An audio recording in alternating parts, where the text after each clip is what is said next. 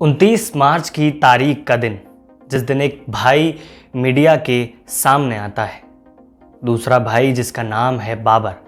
दरअसल ये भाई जो आज मीडिया के सामने मौजूद है, ये बताता है कि उसका भाई जिसका नाम है बाबर, जो अब इस दुनिया में नहीं रहा है, उसकी मौत हो चुकी है। और मौत सिर्फ इसलिए हुई क्योंकि उसने घर पर बीजेपी का झंडा लगा रखा था, वो बीजेपी का समर्थक था। उसको इस तरीके से मारा जाता है कि उसके शरीर की 23 हड्डियां टूट जाती हैं।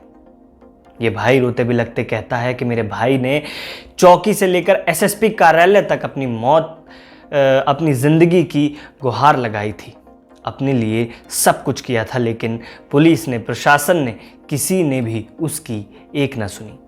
नमस्कार, स्वागत करते हैं आप सभी का। आप कुंवर टाइम्स देख रहे हैं। स्वतंत्र पत्रकारिता का साथ दें, चैनल को सब्सक्राइब करें। स्वागत है आप सभी का हमारे सेगमेंट कहानी में, जहां पर हम बहुचर्चित कहानी यानी कि देश का बहुचर्चित मुद्दा कहानी के माध्यम से आप तक पहुंचाते हैं, आपको बताते हैं। दरअसल एक शख्स जिसका नाम है बाबर, जिसकी उम्र 26 साल है। 10 मार्च के रोज़, जिस दिन उत्तर प्रदेश विधानसभा चुनाव के नतीजे आए थे, उस दिन ये शख्स खुश था। इसने आकर मिठाई बांटी थी और इसी मिठाई बांटने का फ़ोटो आज सोशल मीडिया पर आज 29 मार्च के दिन वायरल हो रहा है। दरअसल ये मिठाई इसलिए बांटी थी क्योंकि वो बीजेपी की प्रचंड जीत से खुश था। लेकिन ये अचंभे की बात नहीं है, बहुत से लोग बीजेपी की जीत से खुश थे। अचंभा बहुत से लोगों के लिए इस बात में था कि जो व्यक्ति जो खुश था, इसका नाम बाबर था, ये मुस्लिम समाज से आता था। 10 मार्च के रोज़ ही इसके पड़ोसियों से झगड़ा हो जाता है इसी बात को लेकर कि क्योंकि वो भाजपा का एक समर्थक था।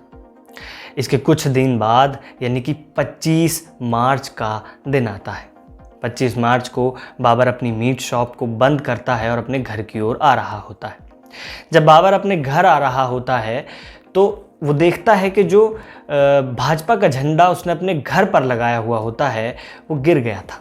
बाबर उस झंडे को उठाता है और उसको अपने घर पर फिर से लगाता है। बाबर के घर की ओर अगर देखेंगे तो पता चलता है कि मुफलिसी है, मायूसी है, गरीबी है, घर पर प्लास्टर तक नहीं था। लेकिन फिर भी बाबर को भाजपा से बहुत सी उम्मीद थी, होनी भी चाहिए मौजूदा सरकार से सभी को। इसी बात पर कि बाबर फिर से भाजपा का झंडा अपने घर पर लगा रहा होता है, उसके पड़ोसियों का उससे झगड़ा हो जाता है। बाबर के पड़ोसी, जिनका नाम अजीमुल्ला है, आरिफ है, सलमा है और ताहिर है, ये दोनों बाबर से झगड़ते हैं। देखते ही देखते झगड़ा बढ़ जाता है, एक भीड़ इकट्ठी हो जाती है और बाबर को मारने लगती है, पीटने लगती है। बाबर इस सब से घबरा कर अपनी छत की ओर भाग जाता है। जब बाबर अपनी छत पर पहुंच जाता है और अपने आप को बचाने की पुरजोर कोशिश करता है, कुछ भीड़ का हिस्सा बाबर की छत पर पहुंचता है, कुछ भीड़ का हिस्सा और बराबर वाली छतों पर पहुंचता है और पथराव करने लगता है, ईंट पत्थर मारने लगता है। बाबर को छत पर फिर मारा जाता है, जीने से नीचे धकेल दिया जाता है। इस वक्त तक बाबर के शरीर की 23 हड्डियां टूट चुकी थीं। इसके बाद बाबर को भीड़ मारपीट कर अलग हो जाती है। बाबर को इसके बाद अस्पताल ले जाया जाता है, जिला अस्पताल में दाखिल किया जाता है। वहाँ से उसे गोरखपुर रेफ़र कर दिया जाता है और गोरखपुर से उसे लखनऊ रेफ़र कर दिया जाता है। और इसी 25 मार्च के रोज़ बाबर की मृत्यु हो जाती है। 29 तारीख को ये मामला सुर्खियों में आने लगता है। नए मुख्यमंत्री योगी आदित्यनाथ 29 मार्च को ही शपथ लेते हैं। विधानसभा में नए विधायकों की शपथ हो रही होती है और इसी दौरान बाबर की मौत की खबर आती है। मुख्यमंत्री ट्वीट करते हैं तो पुलिस हरकत में आ जाती है। इसके बाद रामकोला के थाना प्रभारी दुर्गेश कुमार सिंह को लाइन हाजिर कर लिया जाता है। मामले की कार्रवाई करते हुए अजीमुल्ला, सलमा, आरिफ और ताहिर पर एफआईआर दर्ज हो जाती है। 2 आरोपी फरार हो जाते हैं, जबकि आरिफ और ताहिर को गिरफ्तार कर लिया जाता है। लेकिन इस सब के बाद भी परिवार का कहना यह है कि इस घर में एक बूढ़ी माँ है, बाबर की पत्नी है, एक 4 साल का बेटा है।